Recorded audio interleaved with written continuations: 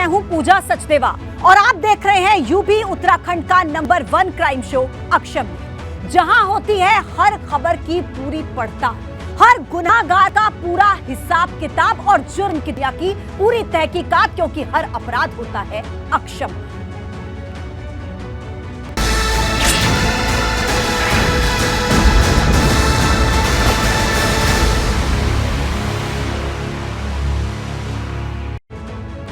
अक्षम्य में आज हम आपको दिखाएंगे यूपी में कानून के राज और अमन चैन को चुनौती देने वाली वो बड़ी खबरें जो सावधान भी करती हैं और खबरदार भी। अपने टीवी स्क्रीन पर एक साथ मेरे चारों तरफ आप 4 बड़ी खबरें देख रहे हैं। पहली बड़ी खबर इस मतलबी दुनिया में दम तोड़ते रिश्तों से जुड़ी है। एक बेटी ने मां का कत्ल किया, लाश सूटकेस में भरी और थाने पहुंच गई। वजह जानेंगे तो आप भी हैरान हो जाएंगे। दूसरी बड़ी खबर इरफान सोलंकी से जुड़ी है, जिनकी फैमिली की क्राइम कुंडली अब खंगाली जा रही है। विधायक भतीजा जेल की सलाखों में है और अब पुलिस ने चाचा की क्राइम कुंडली खोल कर दी। तीसरी बड़ी खबर बरेली में हनी ट्रैप से जुड़ी है, जिसका शिकार पुलिस वाले हुए हैं, कारोबारी हुए हैं, नेता हुए हैं और व्यापारी हुए हैं। करीब 3 दर्जन से ज्यादा लोग फरियाद लेकर पहुंचे हैं। चौथी बड़ी खबर धर्मांतरण की ऑनलाइन गेम से जुड़ी है, जिसका मास्टरमाइंड अब 14 दिनों की न्यायिक हिरासत में है। इन सभी सनसनीखेज वारदातों को आपको विस्तार से मैं बताऊंगी। और चलिए अक्षम्य में आगे बढ़ते हैं। वो 9 महीने कोख में रखती है, अपने खून से अपने जिगर के टुकड़े को सींचती है, दुनिया उसे मां कहती है। लेकिन उसी मां को एक बेटी ने मारकर सूटकेस में बंद कर दिया और सूटकेस लेकर थाने पहुंच गई। रोंगटे खड़े कर देने वाली ये वारदात जिसने भी देखी, जिसने भी सुनी, वो सन्न रह गया। देखिए रिपोर्ट।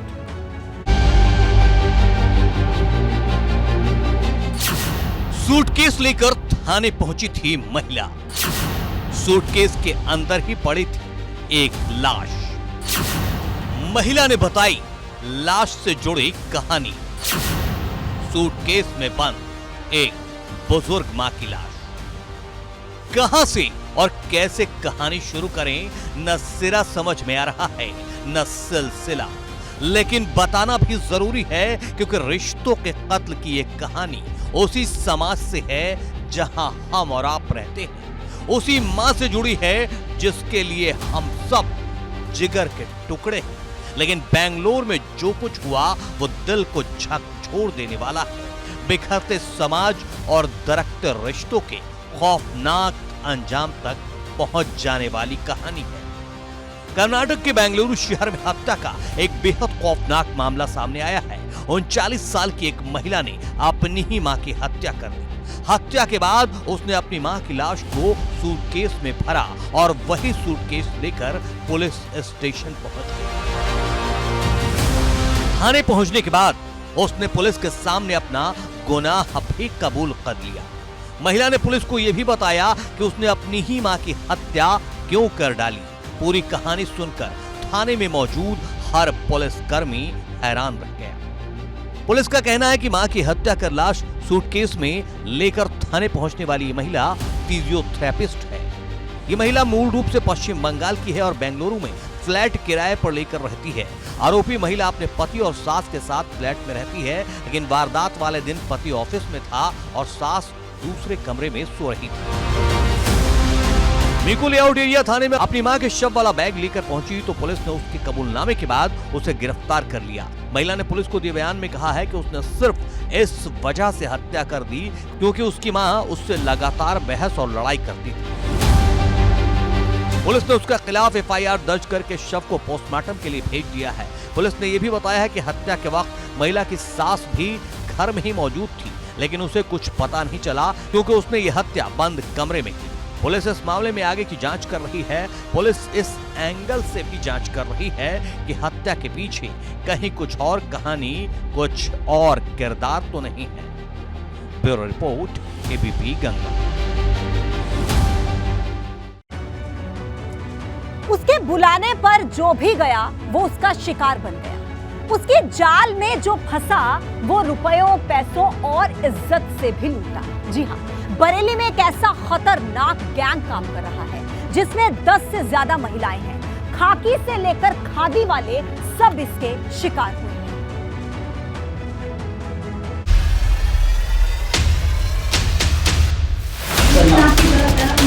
बेलन लगा दिया। लेकिन क्या लगा दिया? आपने बुलाया था मुझे। वो बुलाती है मगर जाने का नहीं।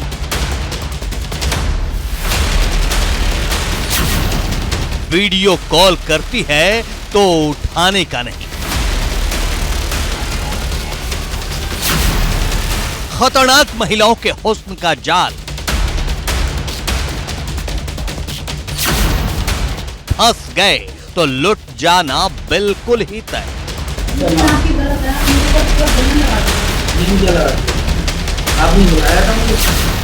खुद ही बुलाएगी फिर शिकार बनाएगी।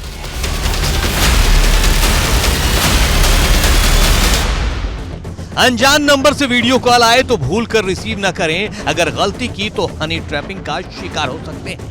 बरेली में एक दो नहीं करीब 3 दर्जन ऐसे हाई प्रोफाइल लोग हुस्न की बालाओं के जाल में फंसकर खून के आंसू रो रहे हैं। स्क्रीनशॉट और वीडियो रिकॉर्डिंग इस तरह से गैंग करता है जिसमें उनकी तस्वीर नहीं आएगी।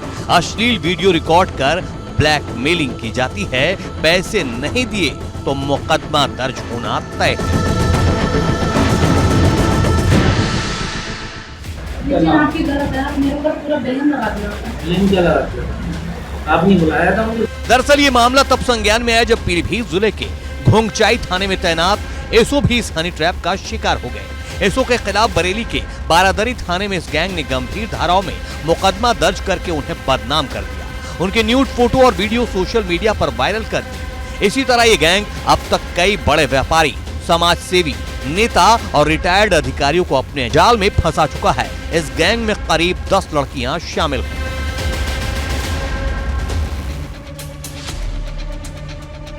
दरअसल महिला लोगों को किसी तरह से फांसती है और फिर अपने घर बुलाती है, जिसके बाद उस महिला का कथित पति आकर उस युवक की नग्न फोटो और वीडियो बनाकर उन्हें ब्लैकमेल करता है और रुपए ऐंठता है। जो पैसा नहीं देता वो बदनाम किया जाता है और गैंग के सदस्य आला अधिकारियों के पास पीड़ित बनकर पहुंच जाते हैं और फिर मुकदमा दर्ज करवा देते हैं।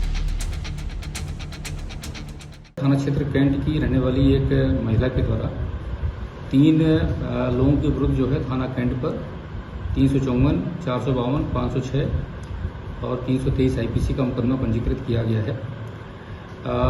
इसमें जो एक नामजद महिला है उसके द्वारा थाना बारादरी पर भी इसके पूर्व में 2 मुकदमे लिखवाए गए हैं। इन सभी प्रकरणों की जो है साक्ष्य संकलन के आधार पर कार्रवाई सुनिश्चित कराई जा रही है। सूत्रों से मिली जानकारी के मुताबिक 14 महीने पहले एक सिपाही भी नकटिया की रहने वाली गैंग की सरगना महिला के चक्कर में फंस गया। महिला ने सिपाही को ऐसा ब्लैकमेल किया कि सिपाही की पूरी जीवन भर की कमाई महिला ने धीरे धीरे निकलवा ली। एक पीड़ित महिला की जुबानी ही पूरी कहानी सुनिए, जो खुद भी इस गैंग का शिकार हुई है। ये है, मैं माधुरी पाल के घर पे रहती हूँ किराए पे, ठीक है। फिर वहाँ उसका देवर आया था, मनोज पाल आता है, वो मनोज पाल आता है उसके घर पे, ठीक है। तो उसने दारू फारू पी थी और माधुरी ने, दोनों ने। फिर मैं अपने रूम में सो रही थी, वो आया मेरे रूम में, घुस गया दारू के नशे में। उसने मेरे साथ गलत कर दिया था। माधुरी वीडियो बना रही थी, उसने वीडियो बना ली। उसके साथ वो मुझे ब्लैकमेल करने लगी। ये बहुत लोगों के साथ करती है, इसने बहुत लोगों के साथ गलत किया है। सारे लोगों को यही करती है, बुलाती है, फंसाती है, पैसे लेती है। फिलहाल पहली बार इस गैंग के खिलाफ कार्रवाई शुरू हुई है। बरेली के एसएसपी प्रभाकर चौधरी मामले की जांच करवा रहे हैं। अब तक आधा दर्जन से ज्यादा शिकायतें उनके पास आ चुकी हैं। एसएसपी के आदेश पर गैंग के सरगना समेत 3 लोगों के खिलाफ कैंट थाने में मुकदमा भी दर्ज हो चुका है। जांच आगे बढ़ेगी तो कुछ और खतरनाक सच सामने आएंगे। Bureau report, ABP Ganga. Online धर्मांतरण वाला मास्टरमाइंड अब गाजियाबाद आ चुका है। पुलिस ने उसे कोर्ट में पेश किया, जहां से उसे 14 दिनों की न्यायिक हिरासत में भेजा गया। लेकिन बद्दों का अब सवालों से सामना हो रहा है। देखिए इस रिपोर्ट।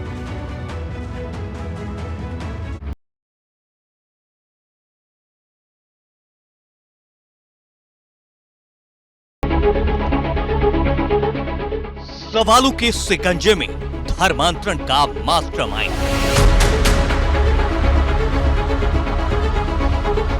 बद्दों का 72 घंटों में 100 सवालों से होगा सामना। पाकिस्तानी कनेक्शन वाले राज से उठेगा पर्दा। बद्दो बताएगा गेमिंग से कैसे करता था शिकार।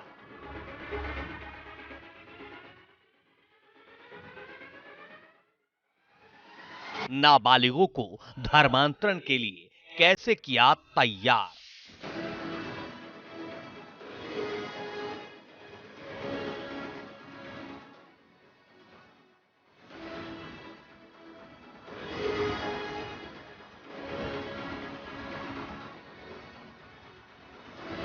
एक दो नहीं, करीब 400 से ज्यादा लोगों को धर्मांतरण का शिकार बनाने वाला बद्दो गाजियाबाद पुलिस के शिकंजे में है। 15 जून तक अलग अलग जांच एजेंसियां बद्दो से वो राज उगलवाने में जुटी हैं जिसके तार पाकिस्तान से भी जुड़ रहे हैं और यूरोप से भी। न सिर्फ गाजियाबाद बल्कि बद्दो ने देश के अलग अलग हिस्सों में अपना जाल फैला रखा था, लेकिन अब हर राज उगल रहा है। ऑनलाइन गेम के जरिए नाबालिग किशोरों के धर्मांतरण कराने वाले शहनवाज उर्फ बद्दो को गाजियाबाद पुलिस ने गाजियाबाद कोर्ट में आज पेश किया। पेश करने के बाद गाजियाबाद कोर्ट ने उसे 14 दिन की न्यायिक हिरासत में भेज दिया। उससे पहले गाजियाबाद पुलिस ने उससे पूछताछ की। पूछताछ में कई चौंकाने वाले खुलासे हुए, जिससे कि उसका पाकिस्तानी कनेक्शन भी सामने निकल कर आया। बद्दो ईमेल आईडी चलाता था, पाकिस्तान के एड्रेस वाली ईमेल आईडी उसके पास मिली है, जिससे कि वो यहाँ पर यूज़ किया करता था। बताया जा रहा है कि उसने इस ईमेल आईडी को खरीदा था। थाने से गाजियाबाद पुलिस की ट्रांजिट रिमांड में आने के बाद गाजियाबाद पुलिस ने संजय नगर के संयुक्त अस्पताल में शहनवाज उर्फ बद्दो का मेडिकल करवाया, जिसके बाद बद्दो को कोर्ट में पेश किया गया। लेकिन बद्दो की खौफनाक दास्तां इसके खुलासों से कहीं ज्यादा खौफनाक है। ऑनलाइन गेमिंग के जरिए बद्दो ने धर्मांतरण वाली खौफनाक साजिश रची थी। धर्मांतरण के मोबाइल गेम की जिस साजिश का खुलासा हुआ है, उसके हर स्टेप को आपको सिलसिलेवार समझाते हैं। पुलिस की जांच में खुलासा हुआ है कि ऑनलाइन गेम खिलाने वाला एक ऐसा एक्टिव गैंग है जो पहले गैर मुस्लिम लड़कों को हराता है, फिर गेम जीतने के लिए उनसे कुरान पढ़वाता है। कुरान पर भरोसा काम हो जाए, इसलिए गैंग खुद हल्का खेलकर इन लड़कों को जितवा देता है। यहीं से ब्रेन वॉश और धर्मांतरण का खेल शुरू होता है। गैंग से उत्तर प्रदेश, हरियाणा और पंजाब में 4 नाबालिग लड़कों को इस्लाम धर्म अपनाने के लिए मजबूर करने की पुलिस जांच में पुष्टि हो चुकी है। ये गैंग कैसे काम करता है, सिलसिलेवार समझिए। पहला स्टेप, ये गैंग गैर मुस्लिम नामों से आईडी बनाकर फोर्टनाइट ऐप पर गेम्स खेलता था। इस गेम में कुछ लड़के हार जाते हैं तो उन्हें बताया जाता है कि वो कुरान की आयतें पढ़ें, ऐसा करने से वो गेम जीत सकते हैं। कुछ लड़के ऐसा कर लेते थे, वो सच में कुरान पढ़ने की वजह से जीते हैं। ये भरोसा दिलाने के लिए सामने वाला गैंग मेंबर हल्का खेलते थे। ऐसे में जीतने वाले गेम यूजर्स का कुरान पर भरोसा और बढ़ जाता था। दूसरा स्टेप, कुरान में लगातार रुचि दिखाने वाले हिंदू लड़कों से डिस्कॉर्ड ऐप के जरिए मुस्लिम लड़के हिंदू नाम की यूजर आईडी बनाकर चैटिंग करते थे। उन्हें बताते थे कि इस्लामिक रीति रिवाज कैसे बेहतर है। इससे उसको लगता था कि जब सामने वाला हिंदू होकर भी इस्लाम के बारे में ऐसा बोल रहा है तो सच ही होगा। तीसरा स्टेप, जब गेम यूजर्स इस्लाम में अपनी आस्था दिखाने लगता था तो फिर ये गैंग उसको कट्टर बनाते थे। उसके लिए प्रतिबंधित इस्लामिक स्कॉलर जाकिर नायक के वीडियो स्पीच सुनाए जाते थे। उन्हें इस्लामिक लिटरेचर मुहैया कराया जाता था, इस्लाम के रीति रिवाज के बारे में बताया जाता था। ब्रेन वॉश हो चुके हिंदू लड़कों को सबसे आखिर में कहा जाता था कि वे नजदीकी मस्जिद में जाकर नमाज पढ़ना शुरू कर दें। ऐसा करने से वो अपने जीवन में और तरक्की पाएंगे, खूब पैसा आएगा, जिंदगी में कोई मुसीबत नहीं आएगी। गाजियाबाद में जैन फैमिली का नाबालिग लड़का यही करने लगा। वो अपने घर से कुछ दूरी पर संजय नगर सेक्टर 23 के मस्जिद में जाकर 5 वक्त की नमाज पढ़ने लगा। अब पुलिस की पूछताछ में बद्दो और शहनवाज अपनी गेम का पूरे प्लान का खुलासा करने वाला है। वो धर्मांतरण गेम का हर राज उगलने वाला है। गाजियाबाद से शक्ति सिंह के साथ ब्यूरो रिपोर्ट, एबीपी गंगा। आगजनी के मामले में सपा विधायक इरफान सोलंकी सलाखों में बंद है। भाई रिजवान सोलंकी भी जेल में बंद है। पत्नी नसीम सोलंकी के खिलाफ जांच शुरू हो गई है, लेकिन इसी बीच इरफान के चाचा पर पुलिस ने शिकंजा कसा। अवैध कब्जा, रंगदारी और गवाह को धमकी देने का मामला दर्ज।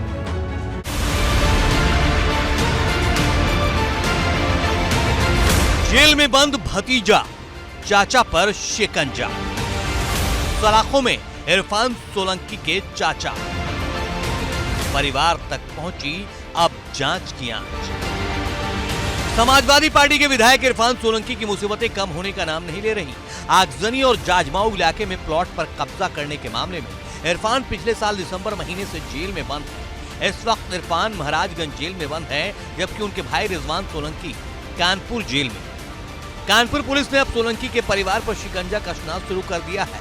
इरफान सोलंकी के चाचा इश्तियाक सोलंकी को कानपुर पुलिस ने गिरफ्तार कर लिया है।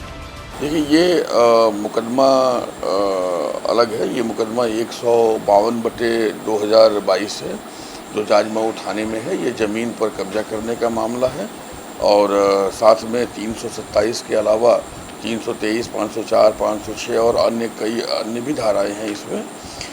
इसकी विवेचना पिछले कुछ महीनों से प्रचलन में थी और सभी संबंधित जो एविडेंसेस हैं, जो गवाह हैं, उनको एग्जामिन करके एविडेंसेस को कलेक्ट करके आज उसके एक आरोपी इश्तियाक सोलंकी को जाजमऊ पुलिस ने गिरफ्तार किया है। एक दिन पहले इरफान सोलंकी की पत्नी नसीम सोलंकी के खिलाफ भी कानपुर पुलिस की क्राइम ब्रांच ने जांच शुरू की और ठीक अगले ही दिन इरफान सोलंकी के चाचा इश्तियाक को पुलिस ने गिरफ्तार कर लिया है। दरअसल इश्तियाक सोलंकी पर आरोप है कि एक महिला के प्लॉट पर आगजनी करने के मामले में गवाह नसीम आरिफ को उनके द्वारा धमकी दी गई। आरोप है कि इश्तियाक सोलंकी ने धमकाते हुए गवाही न देने और अंजाम भुगतने की बात कही थी। सब बेगुनाह, हमने उसको पैसे दिए तो उसने हमें 1.5 साल पहले चेक वापस कर दिया। 8 साल पहले पैसे दिए थे, 1.5 साल पहले चेक वापस कर दिए। जितने पैसे दिए थे 6 लाख उसने वापस कर दिए और हमारा उससे कोई नहीं। यही नहीं, इश्तियाक सोलंकी के खिलाफ जाजमाऊ थाने में जमीनों पर अवैध कब्जा और रंगदारी जैसी धाराओं में भी मुकदमा दर्ज है। इरफान के चाचा इश्तियाक के खिलाफ ये मुकदमा बेगमगंज थाने के कंघी मोहाल के रहने वाले नसीम आरिफ की ओर से दर्ज करवाया गया था। इसमें पुलिस को बताया गया था कि नसीम जब समाज सेवी अकील अहमद के साथ अपने वाजिदपुर के प्लॉट पर जा रहे थे, तो इसी दौरान इश्तियाक सोलंकी और उसके साथी आ गए और यहीं पर प्लॉट देने के नाम पर इश्तियाक सोलंकी और उनके साथियों ने उन्हें धमकी दी थी। 9 मई को जाजमऊ थाने में एक और मुकदमा इश्तियाक पर दर्ज हुआ, जिसमें आरोप है कि उसने नसीम आरिफ को गवाही न देने के लिए धमकाया था। कानपुर पुलिस के आला अधिकारियों की माने तो पिछले कई महीनों से दोनों मामलों में जांच चल रही थी। इसमें गवाह और सबूतों के आधार पर इश्तियाक सोलंकी की गिरफ्तारी की गई है। Bureau report, ABP Ganga.